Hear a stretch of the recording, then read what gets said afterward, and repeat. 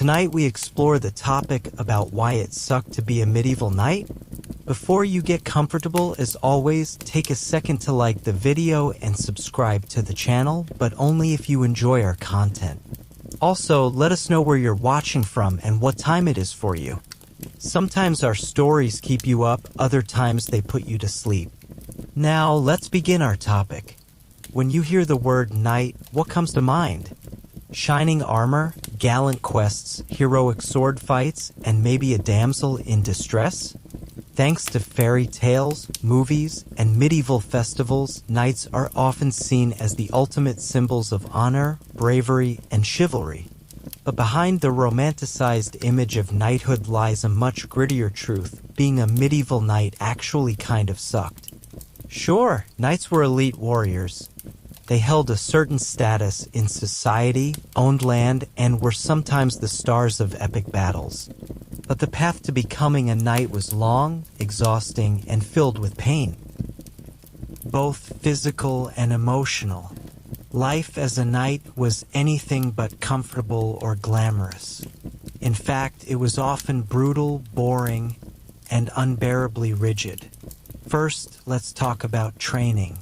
Knights didn't just wake up one day, get handed a sword, and ride into glory. Training began in early childhood and lasted for more than a decade. Young boys, usually from noble families, started off as pages, then became squires. They spent years cleaning armor, serving meals, caring for horses, and being shouted at by older knights while learning to fight with heavy weapons. By the time they were finally dubbed knights, many had already seen bloodshed, suffered injuries, and endured non-stop discipline. Once you became a knight, you might think you'd made it. Not quite. Knights were constantly at war. The Middle Ages were full of feuds, crusades, and political conflicts. If you weren't fighting for your king, you were defending your lord's castle, battling rebels, or going off to the Holy Land. And warfare back then? It was horrifying. Muddy battlefields, crushing weapons, and no anesthesia meant even a minor wound could be deadly. Then there was the armor. Yes, it looked cool, but wearing 50 pounds of metal in the summer sun while riding into battle wasn't exactly comfortable. Armor restricted movement, overheated your body, and made you a sitting duck if you ever got knocked down. And once you fell, good luck getting back up before someone with a mace finished the job. And let's not forget the social structure. Despite being warriors, knights were still just a rung in the feudal ladder. They had to obey their lords, fight when called, and manage land that didn't always bring profit. Climbing the social hierarchy was nearly impossible, especially if you weren't born into wealth or nobility. Even a heroic battlefield performance wouldn't necessarily earn you a promotion or respect. So, while the legends paint knights as epic heroes on shining steeds, the reality was far messier. Being a medieval knight meant living a life of exhaustion, violence, and rigid obligation. For many, it was less about honor and more about survival. In the upcoming sections, we'll break down the many reasons why it genuinely sucked to be a knight in the Middle Ages. From brutal training and deadly battles to suffocating armor and social traps. The expensive lifestyle of medieval knights. When we picture medieval knights, we imagine gallant warriors clad in shining armor, riding majestic horses across lush battlefields, earning honor and glory. Hollywood and fantasy novels have cemented this image in our minds, giving the impression that knights lived glamorous, enviable lives. But the reality sucked a lot. Behind the chivalry and justs was a life of financial stress, brutal expectations, deadly risk, and crushing social obligation. Let's pull back the curtain on the life of a knight in the Middle Ages and see why it was often more of a burden than a blessing. Becoming a knight, an expensive start. The journey to knighthood began in early childhood, but only if you were born into the right social class. Knights were part of the nobility or gentry, those with land and money. If your parents weren't wealthy, forget it. A nobleman's son would start as a page around age 7, then become a squire in his teens, learning combat, etiquette, riding, and more. All this required years of training, tutors, and equipment. Families had to provide a considerable dowry to get their sons into the household of a higher noble who might sponsor their training. If that training went well, and if the family had enough political clout or gold, a squire might be dubbed a knight around age 21. So, just to become a knight cost a small fortune, and the costs only increased from there. The armor problem: steel isn't cheap. Armor was the medieval equivalent of a sports car, flashy, expensive, and often more about status than practicality.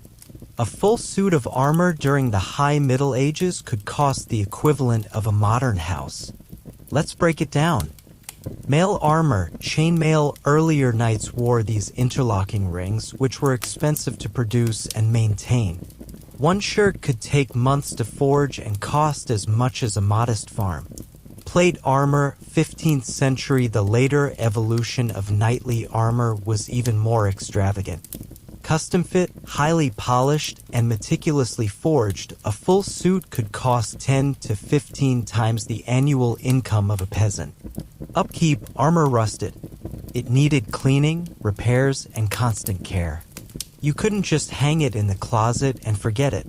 Even wealthier knights sometimes had to take out loans or sell land to afford proper gear. Horses, the Ferraris of the Middle Ages. Armor was expensive, but war horses were often even more costly. Knights needed several horses for battle, travel, and logistics.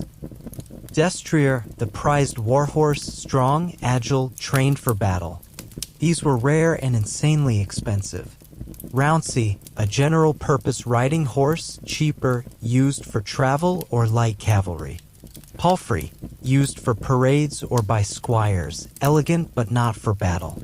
A fully trained destrier could cost more than armor, and knights were expected to bring their own horse to war. Lose your horse in battle and your combat capability and social standing plummeted. And horses had to eat. Feed, grooming, stabling, and veterinary care, as primitive as it was, added to the cost. It's no wonder many knights fell into debt just trying to stay mounted. Weapons, servants, and other must-haves. A knight wasn't just a guy with a sword. He was expected to bring a whole retinue with him to battle or tournament, including weapons: sword, lance, dagger, shield, mace, each of high quality and needing upkeep. Servants: at least one squire, maybe a cook, grooms, and camp followers. Tents and supplies: you couldn't sleep in your armor. Knights needed tents, bedding, and provisions. Heraldry and fashion: knights had to display their coats of arms on shields, banners, and cloaks. These symbols were crucial for identification, honor, and politics. All of this added up quickly. Maintaining a knightly lifestyle was like running a small business. If you couldn't keep up, your social standing suffered. Tournaments, risky status symbols. Tournaments were supposed to be the glamorous side of knightly life, a chance to win fame, money, and prestige. But they were expensive and dangerous. Entry fees could be high. Travel to tournaments required horses, provisions, and time off from managing your estate. Risk of injury or death was real. A single misstep in the melee or joust could result in a shattered limb or a crushed skull. Wagering and ransoms. Knights often bet on themselves or paid ransoms if they were captured in mock combat. Winning a tournament could earn you wealth and reputation, but most knights lost money trying to participate, especially since the best prizes went to the elite with the best training and gear. War was no picnic. Being a knight meant going to war when summoned. But even war, supposedly a knight's main function, was a mixed bag. Danger was constant. Knights faced arrows, spears, siege weapons, and disease. Ransoms were a gamble. If you captured a wealthy enemy, you could demand a ransom. But if you were captured, you had to hope someone would pay to get you back. If not, it was the dungeon for you. Looting was unreliable. While some knights got rich looting towns, many ended up with little to show for months in the field. Supplies were scarce. Long campaigns meant bad food, worse sanitation, and constant discomfort. This was not a gentleman's vacation. Also, the more successful a knight was, the more expected he was to supply men-at-arms, provide more equipment, and maintain higher military standards, which only increased the cost of war. Chivalry and social pressure. The famous chivalric code may sound noble today, but in practice it was a burden. Knights were expected to be loyal to their lords, pious and obedient to the church, defenders of the weak, honorable in combat. Sounds great, right? But this code often forced knights into dangerous situations or financial hardship. For example, you couldn't attack an unarmed foe, even if it was strategically smart. You had to offer ransom instead of killing some opponents. You had to fund pilgrimages or participate in crusades to fulfill religious duties. Failing to live up to chivalric ideals could brand you a dishonorable coward. But living up to them was often financially and physically ruinous. The estate trap. Knights weren't salaried soldiers. They were landowners expected to manage estates to generate income. But land could be difficult to manage, especially if you were away fighting, subject to poor harvests, weather, and peasant rebellion, inherited by law or taken by debt collectors. Even wealthy knights often lived just above their means, juggling multiple estates, loans, and legal obligations. The ideal of a self-sufficient knight rarely matched reality. The church and taxes. The medieval church didn't give knights a pass. They had to pay tithes 10% of their income, fund religious endowments to prove their piety, sponsor chapels, monks, or shrines. The church also disapproved of knights killing other Christians, leading to awkward moral dilemmas when knights were ordered to suppress rebellions or fight in civil wars. It wasn't all bad, but mostly it was. Yes, there were perks to being a knight: social status, access to noble courts, the possibility of marrying into wealth, occasional plunder or battlefield glory. But the cost-to-benefit ratio was skewed. For every successful, wealthy knight who lived into old age, there were dozens who died young, went bankrupt, or lost everything in war or court intrigue. Knighthood may look glamorous from the outside, but for most medieval knights, it was a financial and physical grind. The high cost of armor, horses, training, and war, combined with the suffocating expectations of chivalry and noble society, made the knightly life more stressful than heroic. They lived in a world of constant pressure to perform, to fight, to maintain appearances. Many died poor, broken, or forgotten, buried in rusted armor they could no longer afford to polish. So next time you romanticize the life of a medieval knight, remember, underneath that shining steel was someone drowning in debt, praying their horse didn't die, their armor didn't fail, and their lord didn't summon them to yet another doomed crusade. In short, it really sucked to be a medieval knight. Grueling training. When we think of medieval knights, we often picture shining armor, gallant horses, and noble duels under banners fluttering in the wind. Hollywood and popular culture have romanticized the life of a knight, turning it into a symbol of honor, bravery, and adventure. But behind that shining facade was a life of pain, discipline, and relentless training that began in early childhood and never really stopped. Becoming a knight was no fairy tale. In fact, the path to knighthood was so grueling that many never made it. Here's a closer look at why the training to become a medieval knight truly sucked. The long road begins at age 7. The journey to knighthood started alarmingly early. At the tender age of 7, boys born into noble families were sent away from home to become pages. This was not a gentle introduction to adulthood, but rather an abrupt immersion into a world of strict discipline and physical demands. Pages were placed in the households of other nobles, where they served under the watchful eyes of experienced knights or lords. As a page, a boy had to learn the basics: good manners, religious instruction, reading, writing, if he was lucky, and more critically, horsemanship and swordplay. Days were filled with chores, running messages, serving meals, and learning how to ride horses and handle weapons. It was a crash course in obedience and humility, with little time for the carefree joys of childhood. From page to squire, more responsibility, more pressure. By the age of 14, if the boy had shown promise, he would graduate to the rank of squire.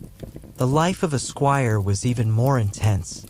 While pages were still considered children, squires were treated as young adults, expected to train hard and serve diligently.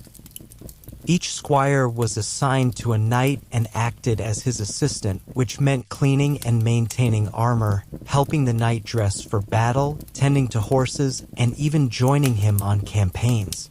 Squires practiced with real weapons, swords, lances, and shields, often against each other in mock battles or under the instruction of their knight. Bruises, cuts, and even broken bones were common. Physical conditioning was brutal. Running, wrestling, lifting, and sparring were daily routines designed to turn boys into warriors. The physical toll of constant training. Training to be a knight was not just about learning technique, it was about building the kind of endurance and strength required to survive on the battlefield. Imagine wearing a suit of armor that weighed up to 60 pounds and then fighting for hours in the heat, mud, or freezing cold. Training was designed to prepare squires for just that. Exercises included lifting heavy stones, mock jousting, wrestling in full gear, and hours of horseback riding. There were no gyms or protein shakes, just relentless, exhausting work. Injuries were a part of life. A twisted ankle or a fractured rib could set back a squire's progress or end his hopes of knighthood altogether. And unlike today, there was no physical therapy or advanced medical care to aid recovery. Mental discipline and emotional hardening. Beyond the physical training, squires were expected to cultivate mental discipline. They had to memorize complex codes of chivalry, learn battlefield tactics, and understand the feudal hierarchy. The emotional strain was just as intense. There was constant pressure to be brave, stoic, and obedient, never showing fear or weakness. Failing to meet expectations could lead to humiliation or punishment. A squire who embarrassed his knight in battle or tournaments might find his chances at knighthood slipping away. The constant need to prove oneself, to gain favor, and to earn the right to be dubbed a knight created an environment of stress and competition. Tournaments, glory or injury. Tournaments were seen as a way to showcase skill and courage, but for squires and young knights in training, they were also a dangerous proving ground. The contests were often brutal. Though some were organized with rules, others devolved into chaotic melees that caused real injuries. A squire who performed well might be praised or even knighted on the spot. But many came away with serious wounds, concussions, or worse. These games were a form of trial by fire, and the cost of failure could be lifelong disability. The dubious honor of knighthood. After years of grueling training, a squire who proved himself worthy would finally be knighted, often in a grand ceremony. But the reality was that the hardship didn't end there. In many ways, the pressure only increased. Knights were expected to lead in battle, uphold their lord's commands, and maintain their gear and retainers, all incredibly expensive undertakings. Moreover, warfare was constant. Knights were not only called to fight for their lords, but also expected to participate in crusades, suppress revolts, and enforce feudal law. There was little rest, and with every battle, the risk of death or maiming loomed large. The training never truly ended. Even after being knighted, training continued. Knights needed to stay in peak condition. They honed their skills regularly through hunting, sparring, and participating in more tournaments. Many knights kept personal trainers or practiced with squires and other knights to maintain their edge. This lifelong dedication to combat readiness meant there was no real reprieve. A knight's body was his weapon, and letting it fall into disrepair could mean death in his next engagement. Not everyone made it. Perhaps the harshest reality of knightly training was that many never made it. Injuries, lack of resources, political missteps, or failure to meet expectations could end a squire's journey at any point. And for those born outside of nobility, the path was nearly impossible to begin with. The romanticized idea that anyone could become a knight was more myth than reality. For those who did reach knighthood, the title came with prestige but also enormous burden. The grueling years of training left both physical and emotional scars that never fully healed. Training to be a medieval knight was a relentless, painful, and often thankless journey. Far from the glorified image of sword-wielding heroes on horseback, the reality was one of daily toil, brutal discipline, and constant danger. From the moment a boy became a page to the day he was knighted, if he even got that far, he was subjected to a lifestyle that demanded everything and promised very little in return. So the next time you see a knight in a movie or read about their noble deeds in a book, remember the grueling path it took to earn that armor and title. Beneath the shine was a life forged in sweat, fear, and unending hardship. In truth, it really did suck to be a medieval knight. Brutal warfare. The image of a medieval knight often brings to mind heroic battles, gallant charges, and noble causes. From movies to history books, knights are portrayed as valiant warriors who lived by a code of chivalry and fought for honor and glory. But peel back the layers of romance and myth, and what remains is a grim reality. Medieval warfare was terrifying, messy, and brutally unforgiving. Far from being glamorous, a knight's role on the battlefield was one of constant danger, physical exhaustion, and psychological trauma. Here's why brutal warfare made it really suck to be a medieval knight. The battlefield was a nightmare. Imagine marching for days or weeks in chainmail or plate armor only to arrive at a muddy, chaotic battlefield.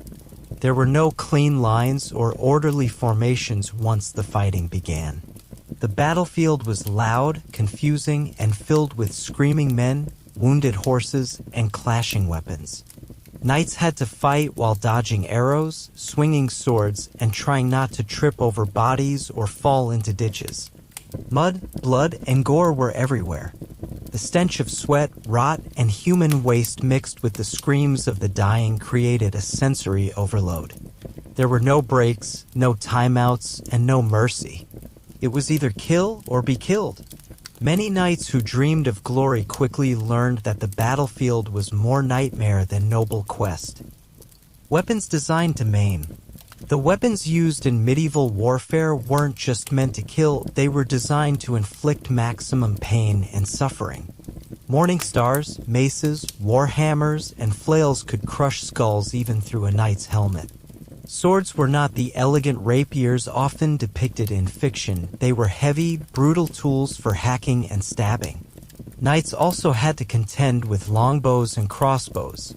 A well-placed arrow could penetrate armor and strike a fatal blow before a knight even reached the front lines. Worse, many of these wounds became infected. With no antibiotics or proper surgical care, even minor injuries could prove deadly days later. Armor was both a blessing and a curse. Armor offered crucial protection, but it was incredibly heavy and cumbersome. A full suit of plate armor could weigh anywhere from 45 to 60 pounds. While it provided decent defense against bladed weapons, it also restricted movement and made knights easy targets if they fell or were surrounded. In the chaos of battle, a knight who was knocked to the ground could have a hard time getting up. If he was unlucky enough to fall in mud or water, the weight of his armor could drag him down and drown him. Exhaustion came quickly, and dehydration or overheating were constant threats, especially in prolonged engagements. Close combat was horrific. Forget duels and tidy sword fights. Real combat was up close, desperate, and savage. Knights fought face-to-face with opponents who were equally trained and equally deadly. It wasn't uncommon for knights to be fighting several enemies at once, swinging wildly while trying to avoid being flanked or stabbed from behind.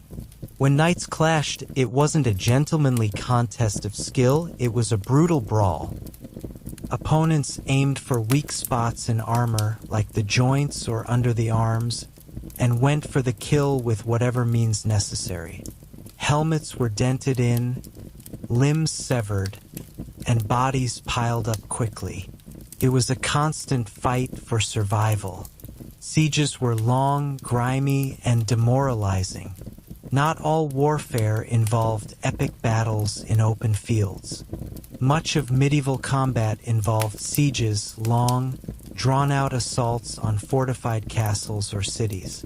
Knights involved in sieges often had to live in horrendous conditions for weeks or even months at a time. Food ran low, diseases spread quickly, and boredom gave way to despair.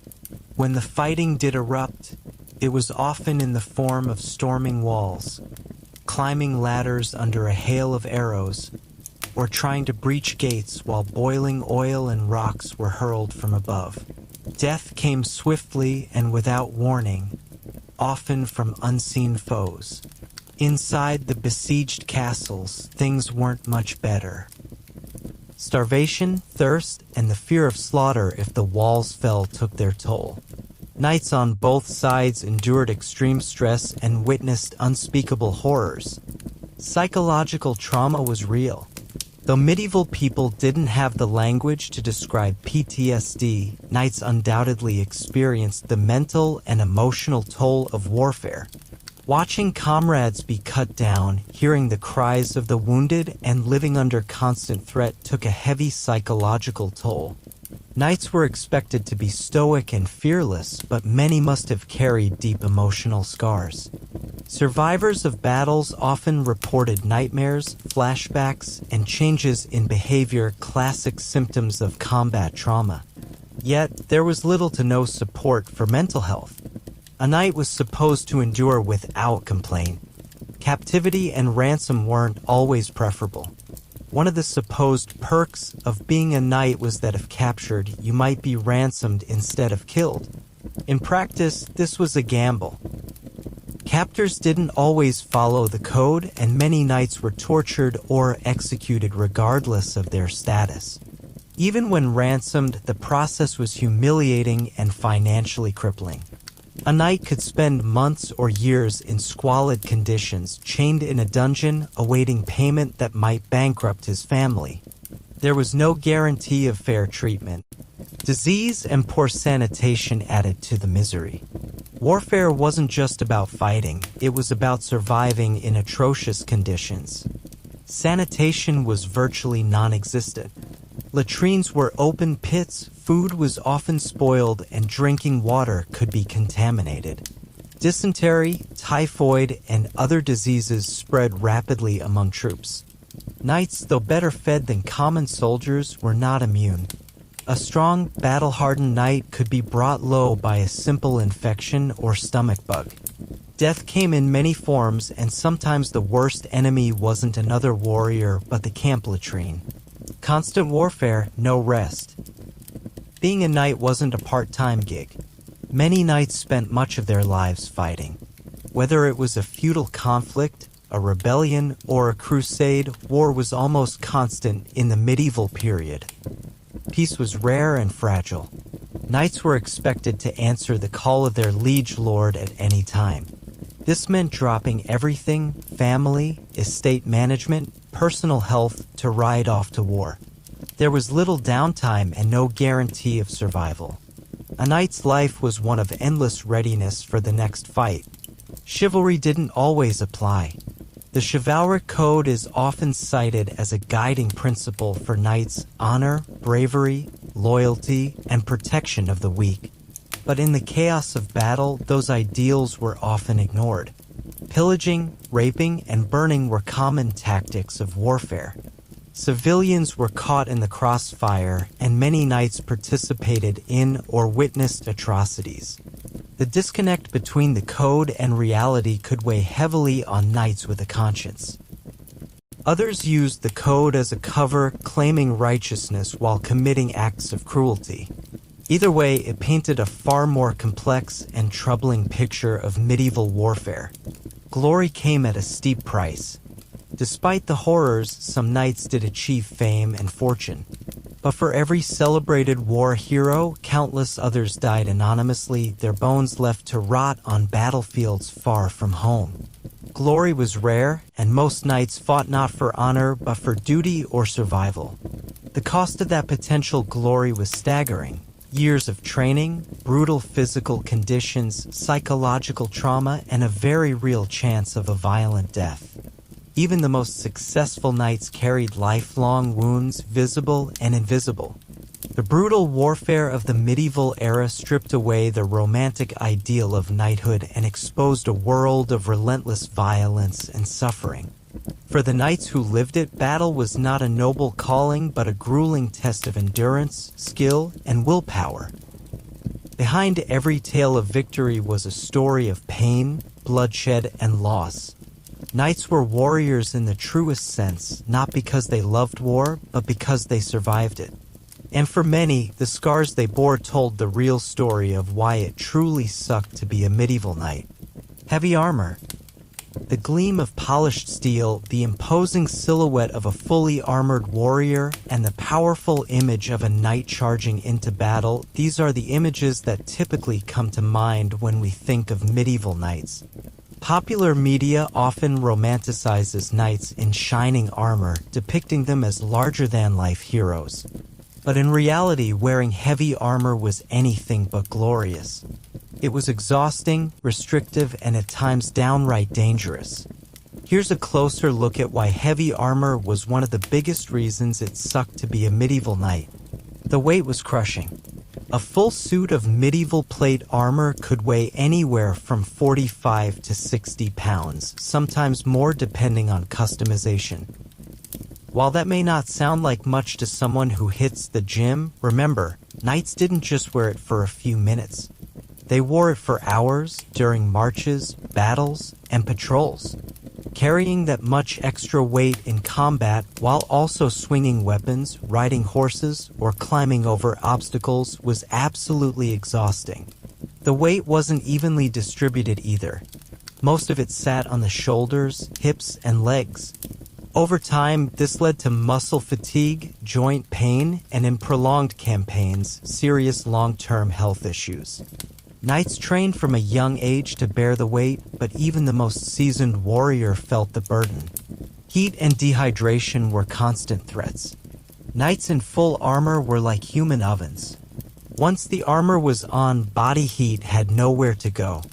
In warm weather, or under the blazing sun, overheating was a very real and deadly concern. There are accounts of knights collapsing from heat exhaustion before they even reached the battlefield. Sweating inside a steel shell also led to dehydration.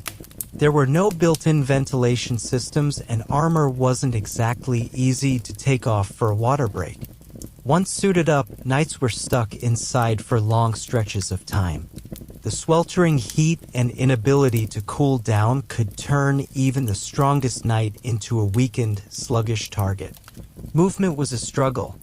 Contrary to myth, plate armor didn't make knights completely immobile. They could run, kneel, mount horses, and swing weapons. But every movement required more effort and energy. Sprinting in armor was nearly impossible. Turning quickly or dodging attacks was slower. Climbing ladders or fighting uphill became exhausting tasks. In chaotic battlefields, mobility was everything. Knights who fell behind or got surrounded could quickly be overwhelmed. Worse yet, if a knight fell to the ground in full armor, it was often a death sentence. Getting up again wasn't easy, especially on muddy or uneven terrain, and many knights were killed before they could rise to their feet. Falling meant drowning, suffocating, or being trampled. One of the scariest parts of wearing heavy armor was what happened when you fell. Knights who fell into water could drown, dragged down by their armor's weight. There are historical accounts of knights drowning in shallow rivers or moats for this very reason. Falling in battle was equally terrifying. A knight who fell risked being trampled by horses, stabbed by foot soldiers, or crushed under the chaos of combat. Even without direct attacks, simply being unable to get up could result in suffocation under the weight of armor and bodies. Mounting and dismounting horses was a hassle. Knights were famed cavalrymen, but the reality of getting on and off a horse in full armor was far from graceful. It usually required assistance or special mounting blocks. Once mounted, the ride wasn't exactly comfortable either. Heavy armor shifted awkwardly in the saddle and could wear down both rider and horse over time. If a knight was unhorsed in battle, getting back on was an ordeal. Doing it under enemy fire or in close combat was even harder. Many knights who lost their horses became sitting ducks, easier to kill or capture due to their limited mobility. Armor was expensive and required maintenance.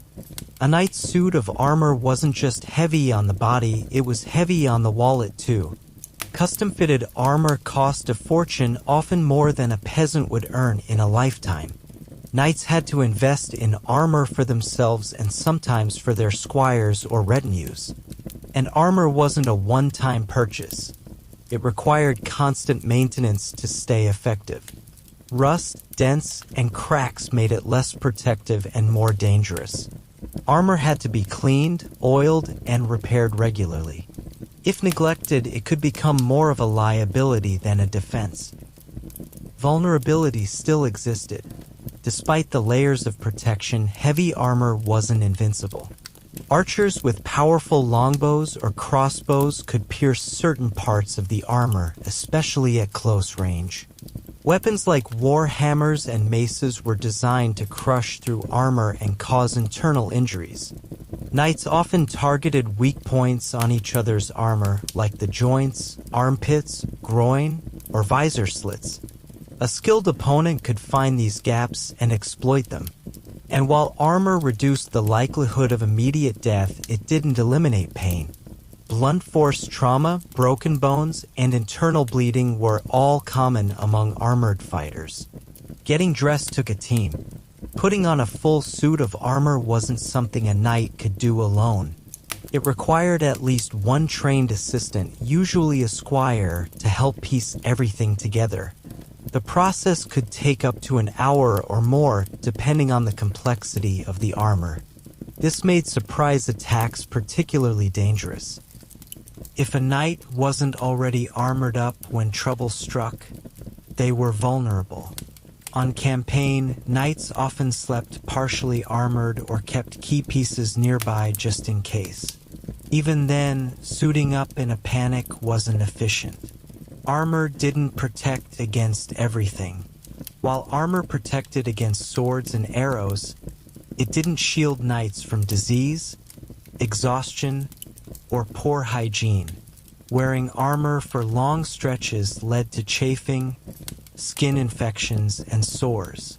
The inside of a helmet became a breeding ground for bacteria, and without proper cleaning, it could turn foul fast.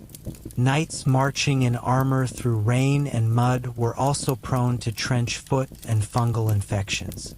Medical care at the time was primitive, so minor skin irritations could quickly escalate into serious health problems. The psychological toll. It wasn't just physical discomfort that made heavy armor a burden. The psychological weight of knowing your life depended on this bulky shell was immense. Every battle was a gamble. You hoped your armor would hold up, that you wouldn't get caught in a vulnerable position, and that you wouldn't collapse from fatigue. Knights lived under immense pressure to perform. Armor gave them a sense of protection, but also a constant reminder of the dangers they faced. It isolated them in battle, muffled sounds, restricted visibility, and sometimes made communication with allies difficult. Heavy armor was a technological marvel of its time, providing protection that saved countless lives. But it came at a cost. It was exhausting to wear, limited movement made basic tasks harder, and added mental stress to already terrifying situations. While knights were elite warriors, they paid a high price for the privilege of protection. Their armor was both a shield and a shackle, one that made every battle a test of strength, endurance, and willpower. In many ways, the gleaming shell that symbolized the knightly ideal was also a daily reminder of why it truly sucked to be a medieval knight. Strict code of chivalry. When people think of knights, one of the first things that comes to mind, besides shining armor and epic battles, is the code of chivalry. This set of rules and ideals supposedly guided knights in their behavior, emphasizing honor, loyalty, bravery, and protection of the weak. At first glance, it sounds noble and admirable. But in reality, the strict code of chivalry was a double-edged sword that made life as a medieval knight incredibly difficult. Far from just being a moral compass, the code often felt like a prison of impossible expectations, contradictions, and social pressures. Here's why the code of chivalry made it suck to be a medieval knight. The burden of perfection. The chivalric code demanded that knights be paragons of virtue. Brave in battle, humble in victory, generous to the poor, loyal to their lords, and respectful to women. It sounds great in theory, but in practice, it set a nearly impossible standard. Knights were expected to maintain perfect behavior not just in combat, but in every aspect of life. Any deviation from this code could tarnish a knight's reputation, leading to social disgrace or even punishment. Imagine trying to live a life where every word, gesture, or action was scrutinized by society. The constant pressure to uphold an ideal that no one could realistically achieve made the code more of a curse than a guide. Honor over survival. One of the most dangerous aspects of chivalry was its emphasis on honor over survival. A knight was expected to face danger head-on, never retreat, and always fight with bravery, even if it meant certain death. Surrender or strategic withdrawal could be seen as cowardice. This meant that knights often had to make suicidal decisions just to maintain their honor. They were trained to prioritize their reputation over their lives. In many battles, knights died needlessly simply because turning back would have been considered dishonorable. No room for human emotion. The chivalric ideal called for stoic bravery and emotional control. Knights were expected to remain composed in the face of danger, grief, or fear. Showing too much emotion was seen as a weakness. This created a culture where knights had to suppress natural feelings, which likely led to severe emotional and mental strain. Imagine watching your comrades die in battle, experiencing the horrors of war, or being away from your family for years and still being expected to smile and act as if all is well. This emotional repression contributed to what we would now recognize as psychological trauma or PTSD. Double standards and hypocrisy. The code of chivalry claimed to protect the weak, honor women, and serve justice. However, in practice, many knights exploited loopholes in the system to justify brutal actions. For example, while they were supposed to protect peasants, knights often levied harsh taxes, took their food, and used violence to maintain control. Knights were also supposed to honor women, but this was largely limited to noble women. Peasant women were often treated poorly or abused with little consequence. The code was full of contradictions, and many knights only followed it when it was convenient. The pressure to be a public role model. Knights weren't just warriors, they were expected to be moral examples for others. Whether they were on the battlefield or at court, their actions were always under scrutiny. This constant visibility meant that knights could rarely relax or act naturally. Even in private life, knights were judged by their adherence to chivalric values. Marriage, parenting, friendships, and business dealings were all expected to reflect the code. It was exhausting to maintain a spotless image, especially when the consequences of failure could include loss of status, land, or life. Restrictive social expectations.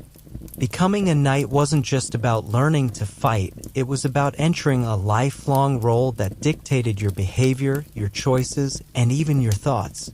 Knights had little personal freedom. Their marriages were often arranged for political alliances, and their careers were dictated by their lords. Knights were expected to suppress personal desires if they conflicted with chivalric duties.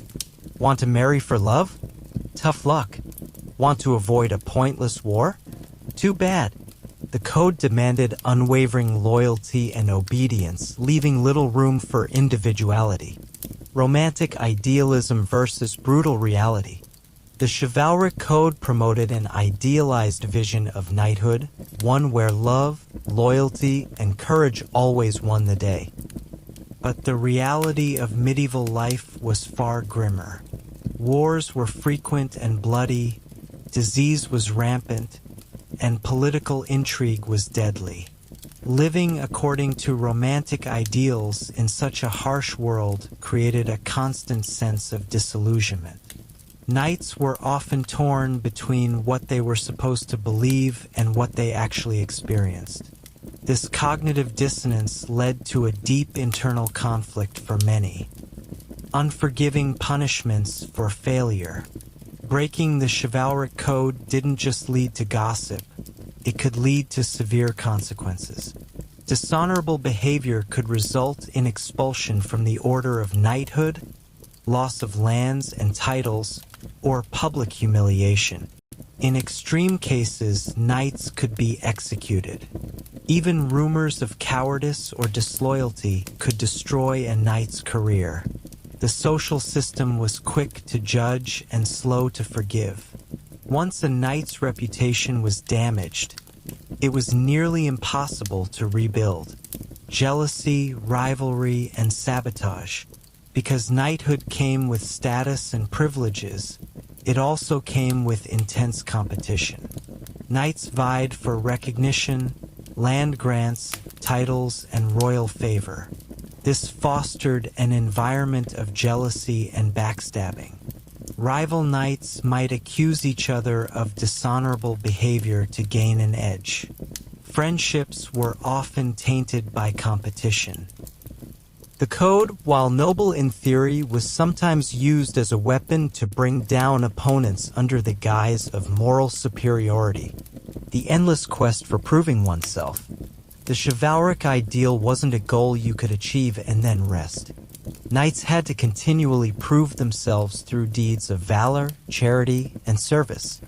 One act of bravery wasn't enough. The moment a knight stopped actively embodying chivalric virtues, their worth was questioned. This endless performance took a toll. Knights couldn't afford to have off days or make mistakes. The relentless need to be seen as noble and virtuous turned their entire lives into a high-stakes public performance. Serving a flawed system. At its core, the chivalric code asked knights to serve their lords and their faith without question. But lords were not always just, and the church was not always moral. Knights often found themselves enforcing policies or participating in wars that conflicted with the very values the code was supposed to represent. Fighting for a corrupt lord or slaughtering innocents during a crusade while still claiming to be a defender of the weak created profound ethical dilemmas. Many knights either ignored these contradictions or suffered in silence, torn between duty and conscience. The code of chivalry was meant to elevate knights into noble, honorable protectors of society. But in practice, it placed crushing expectations on them, stripped them of personal freedom, and forced them to uphold ideals that often clashed with the brutal realities of medieval life.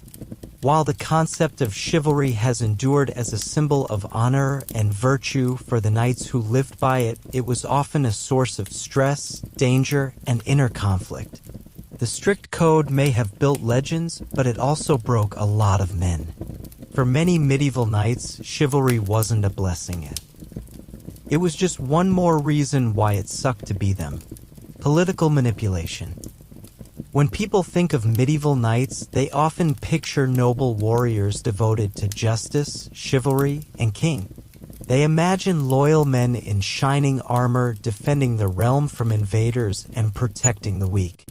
It sounds like a noble, meaningful life, but dig beneath the surface and the truth is far more cynical. The medieval knight wasn't just a warrior. He was also a pawn in a dangerous game of politics, often used, discarded, or betrayed by kings, lords, and church leaders in pursuit of power. Behind the glamorous tournaments and battlefield charges were layers of manipulation where loyalty was expected but rarely rewarded. Knights had to navigate a world of shifting alliances, hidden motives, and ruthless ambition, and it often sucked. Let's take a deep dive into the political manipulation that made the life of a medieval knight far less noble than it seemed. The feudal system, loyalty, or leash?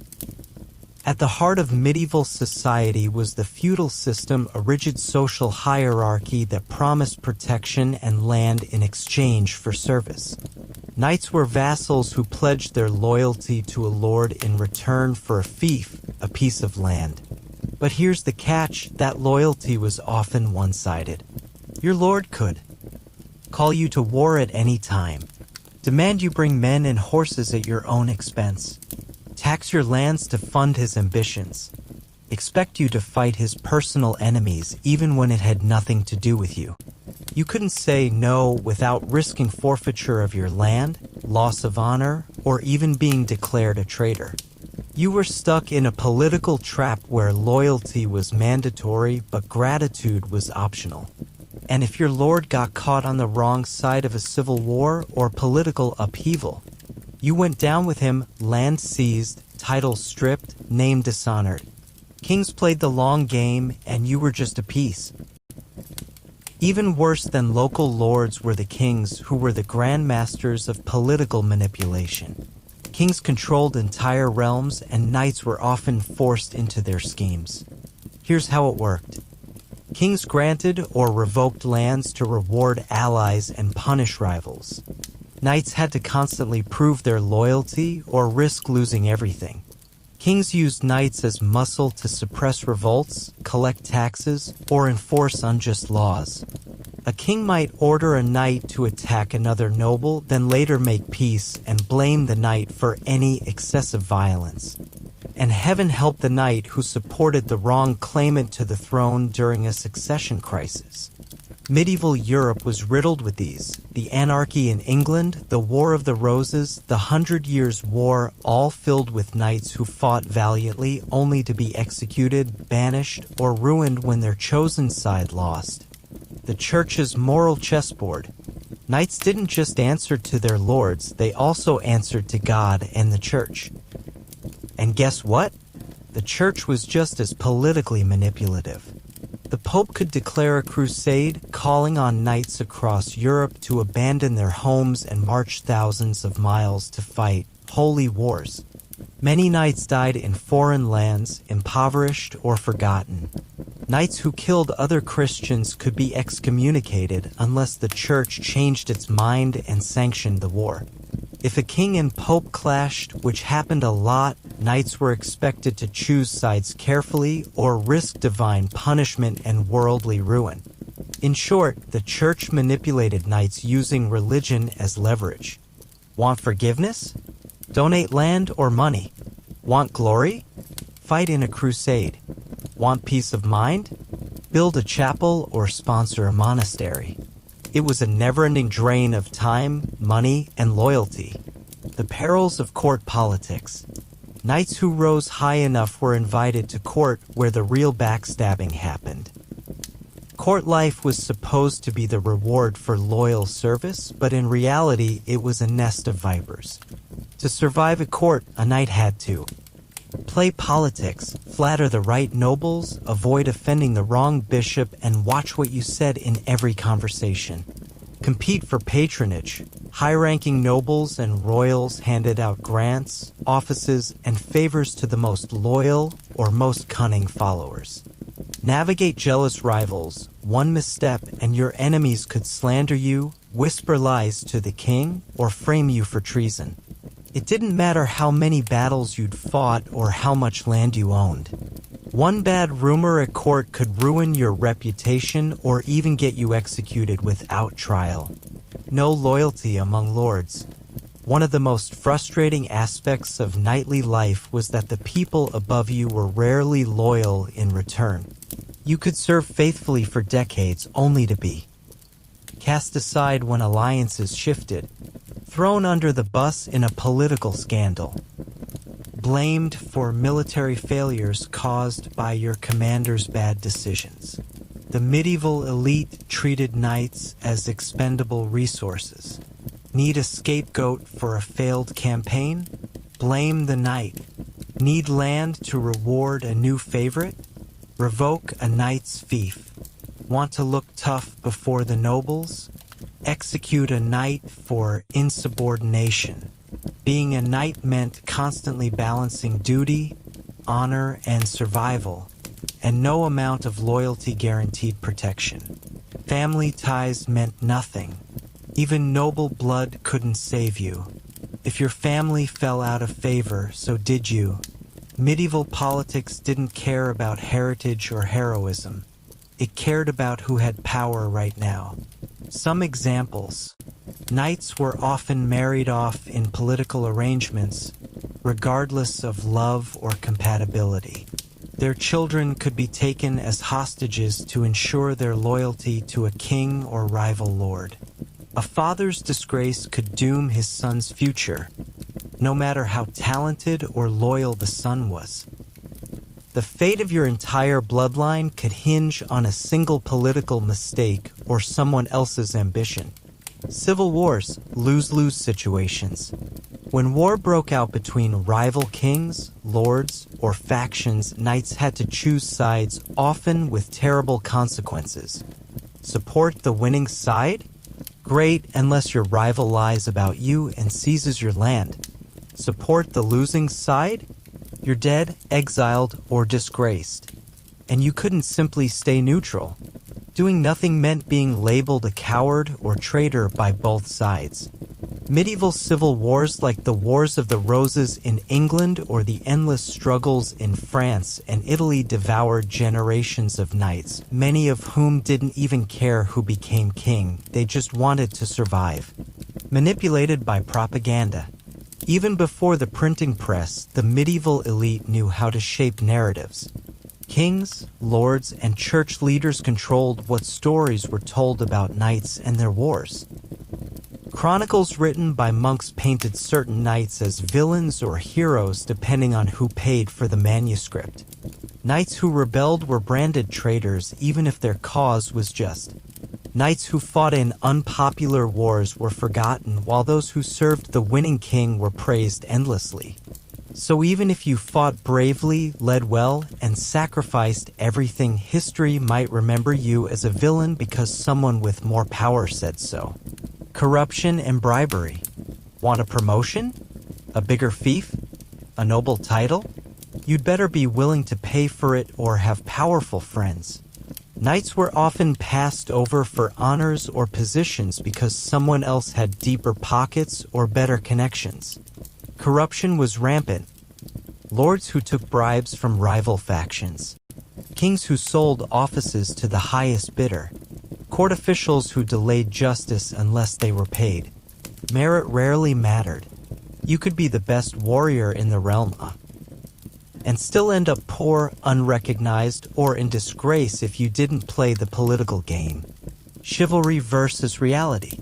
The code of chivalry, be noble, defend the weak, obey your lord, sounds great in theory.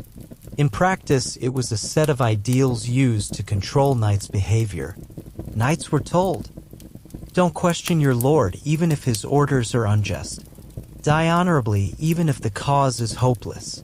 Show mercy to noble enemies, but not commoners. Meanwhile, the nobles issuing those orders often acted in the most self-serving ways imaginable, using chivalry as a leash rather than a code of honor. If a knight violated the code, he was shamed. If a lord did, it was politics. For all their armor, swords, and strength, medieval knights were often powerless in the face of politics. They were born into a role that demanded total loyalty but gave few guarantees in return. They fought and bled for lords and kings who saw them as tools, not men. They lived in a world where honor could be weaponized, loyalty exploited, and legacy erased with the stroke of a quill. Being a knight meant navigating a minefield of manipulation where every battle, every alliance, and every word at court could decide your fate. For many knights, politics, not war, was the deadliest game of all. So, the next time you picture a knight in shining armor, remember, behind the visor might have been a man crushed not by a sword, but by betrayal, backroom deals, and the ruthless hands of those who pulled the strings. Poor hygiene and healthcare. When we imagine medieval knights, we often picture grand castles, gallant justs, and gleaming suits of armor. They're romanticized as noble heroes of a bygone era, stoic defenders of chivalry and faith. But reality tells a far grimmer story, especially when it came to something most of us take for granted, basic hygiene and healthcare. Beneath all that polished armor was a man. Sweaty, filthy, wounded, and often slowly dying from infections or diseases no one fully understood. Knights were constantly exposed to the worst physical conditions of the medieval world, and their access to medicine and cleanliness was shockingly poor. In fact, if you were a knight in the Middle Ages, your greatest enemies weren't swords or arrows. They were pus-filled wounds, rotting teeth, dysentery, lice, and incompetent physicians. Let's take a gritty, unvarnished look at why poor hygiene and even worse healthcare made being a knight truly suck. The dirt beneath the glory. Forget everything you've seen in the movies. A medieval knight was rarely clean. His lifestyle made it nearly impossible. Baths were rare. Most knights bathed only a few times a year, unless they were extremely wealthy and had access to private baths, which still weren't exactly luxurious. Armor trapped sweat. Imagine being in a hot, padded gambeson under a steel shell for hours on horseback, then not bathing for weeks. That sweat soaked into clothes and skin, leading to rashes, infections, and unbearable body odor. Toilets? Not really. Castles and manors had primitive latrines, basically holes that dropped waste into pits or moats. When knights were on campaign, it was even worse. Open fields, trench-style ditches, and makeshift shelters were your only options. So, while a knight might look impressive charging into battle, chances are he stank to high heaven, his hair was greasy, his fingernails were black, and lice or fleas were his constant companions. Battle wounds were a death sentence. Knights were warriors.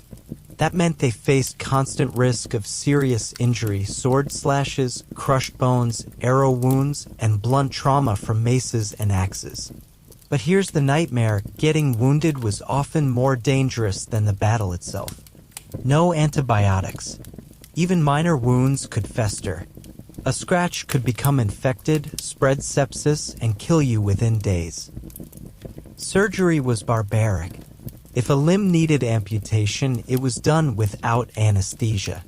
The surgeon might be a barber or blacksmith with a saw, not a trained doctor. No understanding of germs. Wounds were washed in wine or water and sometimes wrapped in dirty rags. Tools weren't sterilized and nobody washed hands. A knight could survive the battlefield only to die slowly and painfully from infection, fever, or internal bleeding. There was no trauma care, no pain relief, and no aftercare, just prayers and bleeding, literally. Disease ran rampant. Even knights with all their wealth and status couldn't escape the horrors of medieval disease. Castles might have had thick walls, but they were no match for bacteria, parasites, and viruses. Here are just a few common afflictions. Dysentery, especially during campaigns, drinking contaminated water led to severe diarrhea, dehydration, and death. It was known as the bloody flux, and it killed more soldiers than weapons ever did. The plague. Knights were as vulnerable as anyone else. During the Black Death, it didn't matter how much land you owned. If you caught the plague, you were almost certainly doomed. Leprosy and syphilis, these were slow, disfiguring diseases that could rob you of your fingers, nose, or sanity.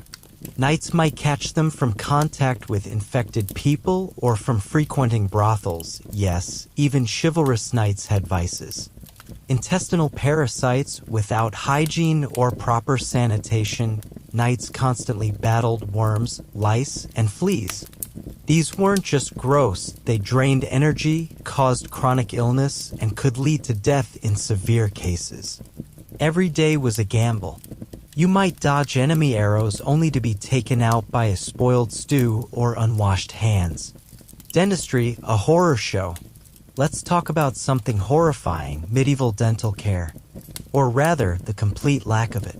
Knights didn't brush their teeth, floss, or use mouthwash. Over time, their diets, which included a lot of meat and some coarse bread, led to cavities, gum disease, tooth abscesses, painful pus pockets, rotting teeth that had to be pulled with pliers.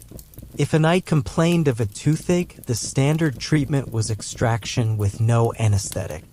You got a shot of strong wine, a prayer, and someone yanked the tooth out with iron tongs.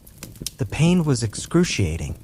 Infections from oral wounds could spread to the brain or bloodstream.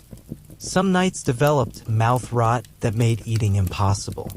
And because appearances mattered in noble society, rotting teeth could also ruin a knight's reputation, as bad breath was seen as a sign of corruption or sin. Quack doctors and dangerous remedies. The field of medieval medicine was a mix of superstition, guesswork, and trial and error. Many physicians based their understanding on humorism, the idea that health depended on the balance of 4 bodily fluids: blood, phlegm, yellow bile, and black bile. To treat illness, knights might be subjected to bloodletting, cutting open a vein to release bad humors, often done until the patient fainted or died. Leech therapy, letting blood-sucking leeches cleanse the body of toxins.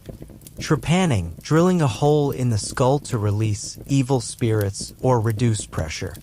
Herbal potions, some helpful like willow bark for pain, but many were poisonous or just plain useless. Knights trusted these doctors because there weren't better options. But in many cases, seeing a physician made your condition worse. Battlefield medicine. When knights went to war, they had no medics, no field hospitals, and no first aid kits. A wounded knight had to rely on a squire trying to drag him to safety, a local healer, often a peasant woman with no formal training. Sheer luck. If a limb was mangled or infected, it might be amputated using whatever tools were on hand. Pain relief?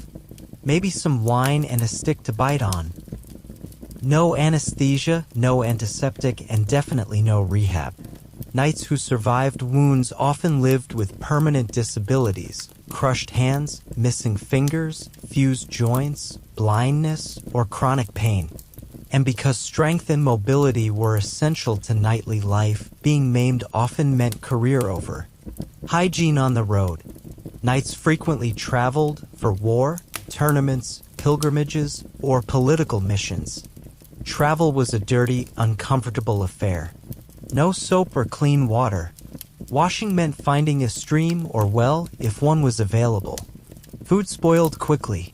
Rotten meat and bad ale led to food poisoning.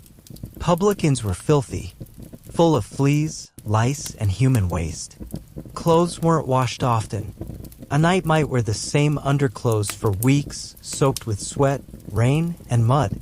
When knights returned home, they often brought back more than stories. They carried disease and parasites that would spread through their households. Psychological effects of constant pain and sickness. Being a knight wasn't just physically punishing, it took a serious mental toll. Chronic illness, untreated injuries, bad sleep, and constant discomfort weighed heavily on the mind. Depression and anxiety were common, though they weren't recognized or understood. A knight suffering emotionally might be accused of cowardice, sin, or demonic possession. Injured knights were sometimes abandoned by their lords, no longer useful in battle. This left them feeling worthless and dishonored. Post-traumatic stress from years of warfare, injury, and disease likely haunted many knights, though there was no language for it at the time. There were no psychologists, no therapy, no antidepressants. Knights dealt with their trauma through alcohol, violence, isolation, or not at all. The next time someone glorifies the life of a medieval knight, remember this: under that chainmail and armor was a body riddled with pain, sores, and exhaustion. Knights lived in an era where medicine barely existed, hygiene was a luxury, and getting a simple cut could be a death sentence. They may have been warriors, but they were still human, vulnerable to the same bacteria, viruses, and parasites that tormented everyone else in the Middle Ages. Except for knights, the risk was even greater. Their violent lifestyles guaranteed wounds, infections, and long-term damage. Their wealth brought no guarantee of better care, only more elaborate failures. So while history may celebrate the knight's courage on the battlefield, it too often overlooks the quieter, crueler war they fought daily, the war against their own failing bodies in a world that had no idea how to help them. Constant wars and crusades. When we think of medieval knights, we picture gleaming armor, noble quests, and chivalrous duels under fluttering banners. But real-life knights weren't living out fairy tales. They were stuck in an unending cycle of bloodshed, duty, and destruction, pulled into wars that were as brutal as they were frequent. Far from being glamorous, the life of a knight was one of constant conflict, forced loyalty, and the harsh reality of being little more than a pawn in other people's power games. Knighthood came with honor, yes, but that honor came with a never-ending ticket to war. And not just one war, not just one cause. Dozens of them, over decades, from petty feuds between noble families to full-scale crusades that dragged knights halfway across the world. These warriors were expected to fight, bleed, and die again and again and again. Here's a deep dive into why the constant warfare and endless crusades made being a medieval knight not just difficult, but utterly miserable. War wasn't the exception. It was the norm. Forget modern ideas of peacetime. In the Middle Ages, war was practically a way of life, especially if you were a knight. The feudal system required knights to serve their lords militarily, meaning that every time a noble wanted land, revenge, or political leverage, knights were summoned to fight. Some examples of the never-ending warfare. The 100 Years' War, 1337 to 1453, that's 116 years of on and off fighting between England and France. Feudal skirmishes, lords constantly battled each other over land, inheritance, and insults. Border conflicts, think Scotland versus England or France versus the Holy Roman Empire. Rebellions and peasant revolts, knights were expected to suppress uprisings, often brutally. Religious wars, most notably the Crusades, which dragged on from 1096 to the late 13th century. The point is this: knights were almost always at war or preparing for it. Their lives were dominated by campaigning seasons, mobilizations, and military service. There was little rest and even less choice. You didn't get to say no. Knighthood wasn't a freelance gig where you could pick and choose your assignments.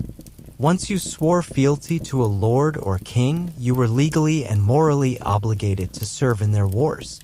Refusing could mean losing your land or being branded a traitor. Disloyalty could even cost you your life or freedom. And switching allegiances? That made you a political liability. If your lord decided to invade a neighbor, that was your war now, even if you had no stake in it. Knights were human chess pieces, moved wherever their liege wanted them to go, regardless of personal cost. And if you died, there was always another squire ready to be knighted in your place. The Crusades were a never-ending nightmare. Nothing encapsulates the horror of constant warfare like the Crusades, religious military campaigns where knights were sent to fight in the Holy Land, modern-day Israel, Palestine, Syria, and beyond. They were framed as holy missions, but for the knights who actually fought them, they were logistical, physical, and moral hellcapes. The First Crusade, 1096 to 1099. Tens of thousands of knights marched from Europe to Jerusalem. Many didn't make it. Starvation and disease claimed entire columns before they ever reached battle. Once in the Holy Land, knights faced fierce heat, dehydration, and local resistance. The siege of Jerusalem ended in a massacre so bloody that even Christian chroniclers were horrified. Later Crusades. There were 9 official crusades and several minor ones, each as devastating as the last. Some, like the Fourth Crusade, didn't even reach the Holy Land. Instead, knights sacked Constantinople, a Christian city, in a gruesome display of greed and betrayal. These weren't noble adventures, they were meat grinders. Casualty rates were extreme, over 75% in many cases. Knights often returned crippled, bankrupt, or spiritually broken. Many died in unmarked graves thousands of miles from home for a cause they barely understood. Long campaigns meant miserable conditions. Knights didn't just ride into battle and return home by supper. Wars, especially crusades, could last months or years. During that time, you slept outdoors, on the ground, in tents if you were lucky. Food was rotten or scarce. Knights often resorted to eating rats, dogs, or shoe leather. You were exposed to constant disease, dysentery, and contaminated water. Your armor rusted, your horses died, and your wounds festered. There were no supply lines, no warm barracks, and no medical corps. When armies were on the move, they often pillaged local villages to survive, which only bred more resistance and hatred. And when a campaign finally ended, there was no therapy, no rest, just more waiting for the next one. The emotional toll of constant killing. It wasn't just physically draining, it was emotionally brutal. Knights were supposed to live by a code of chivalry, defending the innocent and honoring God. But in practice, they were often ordered to burn villages, slaughter civilians, torture prisoners for information, execute enemies, sometimes en masse. This contradiction broke many knights spiritually. Killing in the name of honor is one thing, murdering peasants in scorched earth campaigns is another. The constant brutality took a psychological toll that the medieval world had no language to describe. Today, we'd recognize it as PTSD. Back then, it was just part of the job. High risk, low reward. You might think knights at least got rich from all these wars. Not so fast. Campaigns were expensive. You had to pay for your own armor, weapons, and horses. You had to bring your own servants and squires. Even if you survived, your share of the spoils might be tiny unless you were a high-ranking noble. Many knights died in debt or had to sell off land to finance their crusading. Even worse, wars could ruin your estate back home. While you were off fighting, your lands might be neglected, invaded, or seized by rival lords. So even if you survived, you could come home to find your wealth gone, your lands burned, and your title meaningless. You could be forgotten or replaced. Knights were supposed to be irreplaceable warriors, trained from childhood, armored to the teeth, and skilled in battle. But in reality, if you died, someone else would take your place. If you failed, your lord might disown you or have you executed. And unless you did something spectacular, no one would remember your name. You were a tool in a machine much bigger than yourself, and once you were broken, you were discarded. War didn't discriminate by age. Being a knight wasn't just for young men. Wars lasted so long, many knights found themselves fighting into middle age. Broken-bodied veterans still called upon to mount a horse and ride into battle. Old wounds reopened. Muscles ached. Reflexes slowed. Armor got heavier. And yet loyalty demanded they return to the field again and again. There was no retirement, no pension. Just more war until you dropped dead, either on the battlefield or in your saddle. Peace? What peace? Even during brief periods without open war, knights weren't off the hook. During peacetime, they trained endlessly, keeping their skills sharp, served as enforcers of local law, which meant more violence, participated in tournaments, which often led to real injuries or deaths, were on constant standby as another war could break out at any moment. So peace wasn't a vacation. It was just the quiet before the next storm. The image of the knight, honorable, brave, victorious, is one of the most enduring myths of the medieval world. But the truth is far more harrowing. For centuries, these men were caught in a non-stop cycle of warfare, marched across continents to fight wars they didn't start and often didn't understand. The Crusades promised salvation, but often delivered only misery. Feudal conflicts demanded loyalty, but offered little in return. And even when knights returned home, the shadow of war never left them. They fought not just for glory, but because they had no choice. Bound by duty, religion, and fear, knights bore the full weight of a violent age, shouldering its ambition, its greed, and its endless bloodshed. So the next time you imagine being a knight, try to picture this, not a shining hero atop a white horse, but a tired, battle-worn man with a 1,000-yard stare, preparing once again to ride into a war he'll probably never return from. Because for the medieval knight, war was not an adventure. It was life, and it sucked. Low survival rate. When you picture a medieval knight, your mind probably conjures images of heroic warriors in shining armor, charging across open fields, waving banners, and winning glory. But here's the truth. If you were a knight in the Middle Ages, you were far more likely to die young, painfully, and anonymously than to live out some storybook fantasy.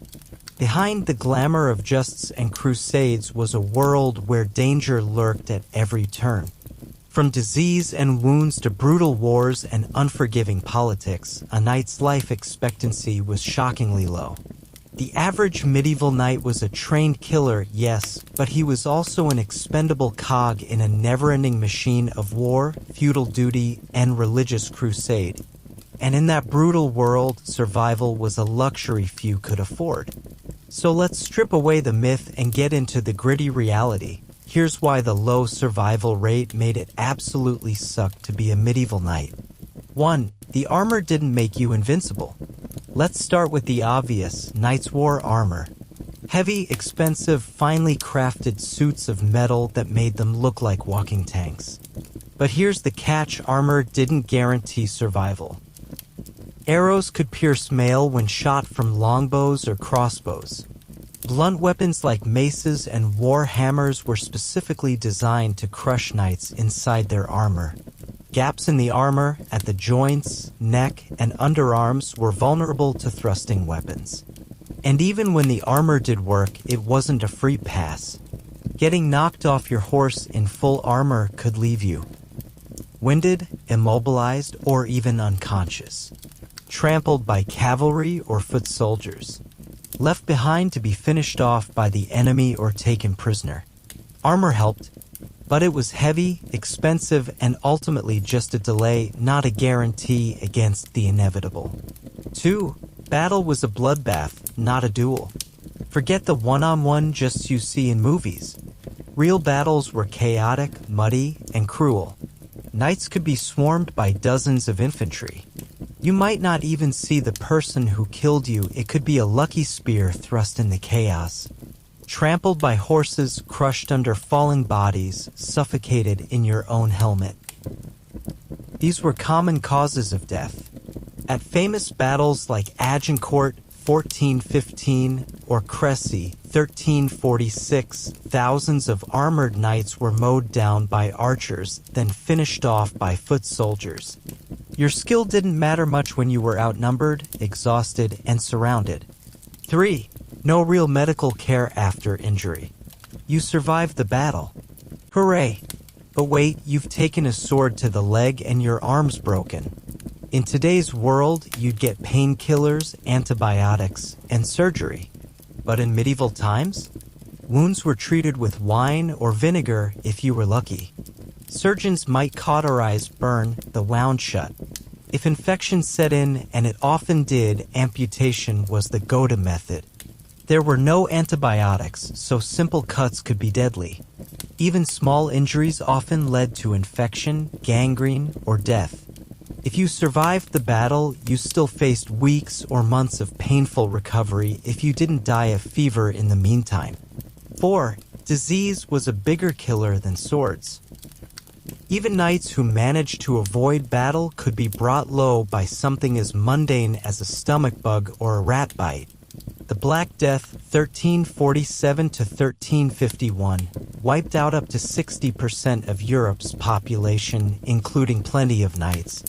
Living in close quarters with other soldiers during campaigns meant diseases spread fast. Typhus, dysentery, cholera, you name it.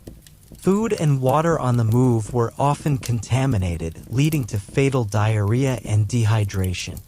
And unlike peasants, knights had the privilege of traveling constantly, visiting foreign lands, and sleeping in filthy army camps. These were disease playgrounds, and no one was immune. 5. You were always at war. Knights weren't weekend warriors. Their job literally was to fight. And in the medieval world, there was always a war going on.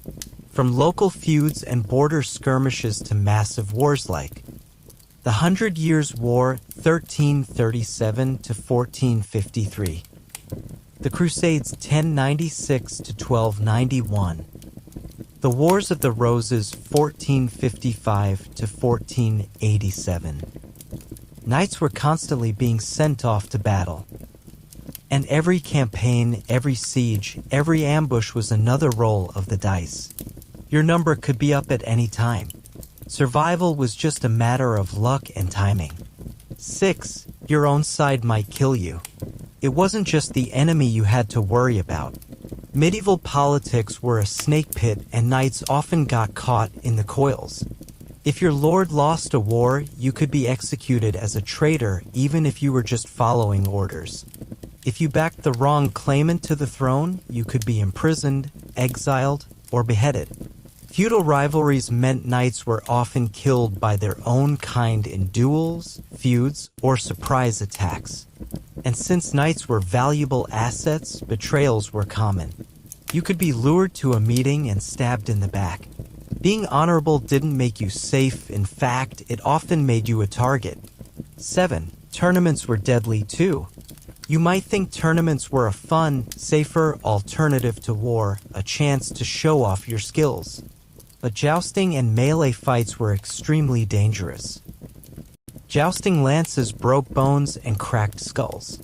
Helmets weren't always reliable. One splinter through the visor could kill. Melees were giant mock battles where hundreds of knights brawled with blunted weapons, but people still died. In 1559, King Henry II of France was killed by a splinter through the eye during a joust. And he wasn't alone. Scores of knights died in tournaments either from impact or infected wounds. 8. You could die before you were even knighted. Training to become a knight began in early childhood. Boys started as pages, then squires, then finally full-fledged knights, if they lived that long. But here's the kicker. Training involved real weapons, horseback combat, and live sparring. Many young men were injured or killed during training. Even a simple fall from a horse could result in a broken neck or crushed skull. And since training often happened during times of war, many squires were thrown into real battles before they were ready. Survival wasn't guaranteed, even if you never officially became a knight. 9. Aging wasn't a luxury you could count on. If you made it to age 40 as a knight, congratulations, you were an old man by medieval standards. Most knights never made it that far. Even if you survived all the wars, injuries, and illnesses your body eventually broke down from. Decades of carrying heavy armor, riding war horses, suffering repeated concussions, broken limbs, and chronic pain. There were no pensions, no painkillers, and no retirement plans. You either died in battle, died of disease, or kept fighting until your body gave out. 10. You might be forgotten, or worse, disgraced. The final insult? Most knights didn't even die with their names remembered. Many were buried in mass graves after battles. Chronicles usually only recorded the deaths of nobles or notable commanders. If you failed, surrendered, or ran away, your name could be scrubbed from the record. You could fight a dozen battles and die in your 30th. And no one would even write your name down. That was your reward, a short, brutal life and the possibility of total historical obscurity. We love the idea of medieval knights, the courage, the chivalry, the honor. But the truth? Being a knight wasn't a noble fantasy, it was a high-risk, low-survival death sentence wrapped in metal and tradition. Whether it was war, disease, betrayal, or bad luck, death was always nearby. And while a lucky few survived long enough to pass down their armor to their sons, most were cut down in their prime with little ceremony and even less reward. So next time you fantasize about being a medieval knight, ask yourself, would you trade your modern life with clean water and antibiotics for a few years of battle, bone-deep exhaustion, and a gravestone that might never be carved? Because in the Middle Ages, the only thing more guaranteed than war was a short, brutal life. And that's why, for all the glory and honor, it truly sucked to be a medieval knight. Limited social mobility. When you think of a medieval knight, your imagination probably serves up a dramatic image. A noble-born warrior clad in shining armor, riding through a sunlit meadow with pennants flapping in the wind.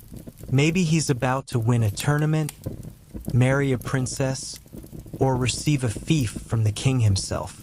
But while knights were a step above peasants and artisans in the rigid medieval hierarchy, that didn't mean they had a clear path to the top, or even a lot of freedom to move sideways.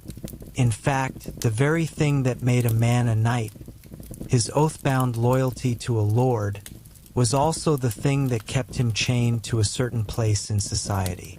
Becoming a knight wasn't just about training or bravery.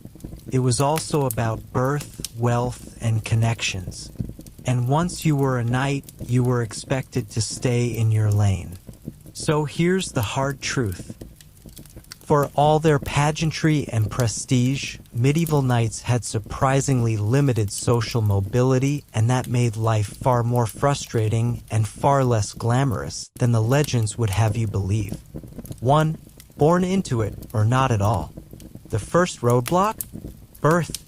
If you were born the son of a noble, you had a shot at knighthood. But if you were born a peasant or commoner, forget it. Knights were almost exclusively drawn from the landed gentry, the minor nobility, or high-status military families.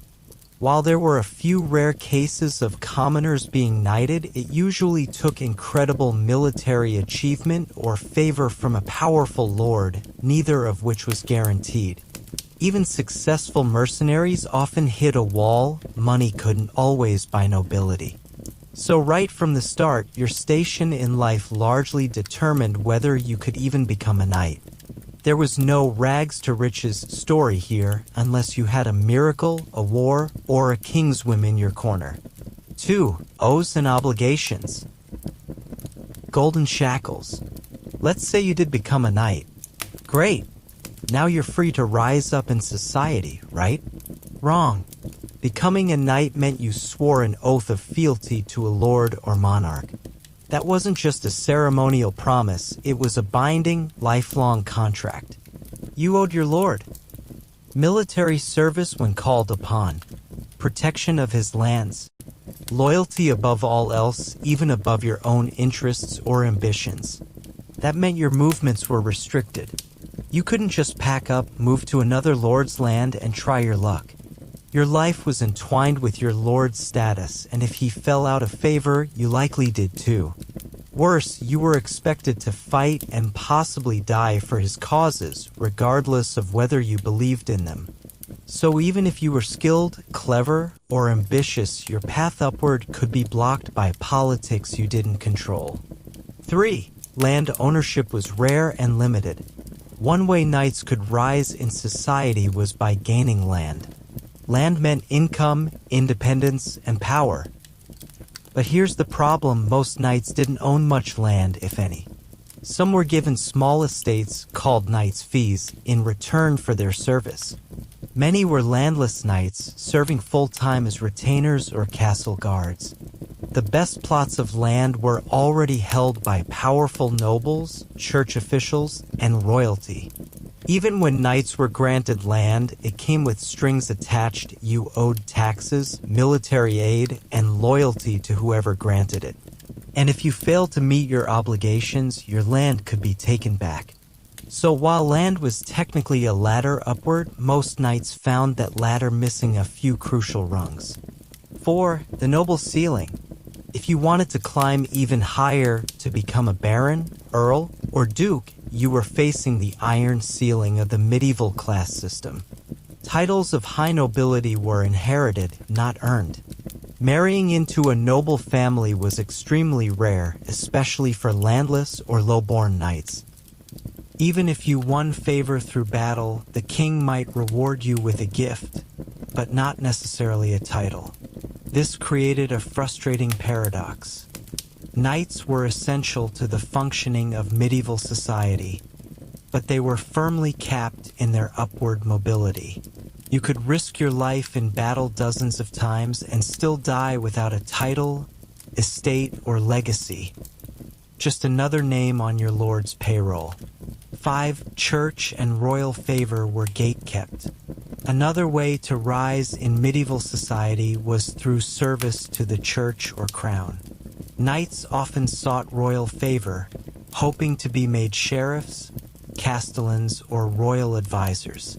Others entered the church, aiming to become abbots or bishops. But high-ranking church positions were usually reserved for noble-born men. Royal appointments went to those with deep connections or family ties. You could be the bravest knight in the realm, and a noble with less skill but better pedigree would still outrank you. In short, the gatekeepers of upward mobility. Kings, bishops, lords chose from their own. Meritocracy? Not in the Middle Ages. 6. Your children were stuck too. The limitations didn't end with you. Your children inherited your social position, and it was nearly impossible for them to rise above it. A knight's son was usually expected to follow in his father's footsteps, train as a page, squire, and eventually become a knight himself. Daughters were often married off to other knights or minor nobles, not to royalty or dukes. Without land or wealth, your children had little chance of improving their standing. So even if you had dreams of founding a great noble dynasty, the system made it nearly impossible. You were stuck, and your family was stuck with you. 7. The burden of appearance. If you wanted to be taken seriously as a knight, you had to look the part. That meant maintaining expensive armor and horses, dressing appropriately for court appearances, hosting lavish feasts and celebrations, especially if you had land. This was a serious financial strain. Many knights went into debt just trying to appear as noble as those above them. And unlike the true nobles, they didn't have vast estates or peasant laborers to bankroll their lifestyle. Fail to keep up appearances and you could lose favor, invitations, and status even if you were brave and skilled. So in trying to climb the social ladder, many knights simply drove themselves into poverty. 8. Merit was not enough. One of the most frustrating aspects of being a medieval knight was this: merit didn't mean mobility.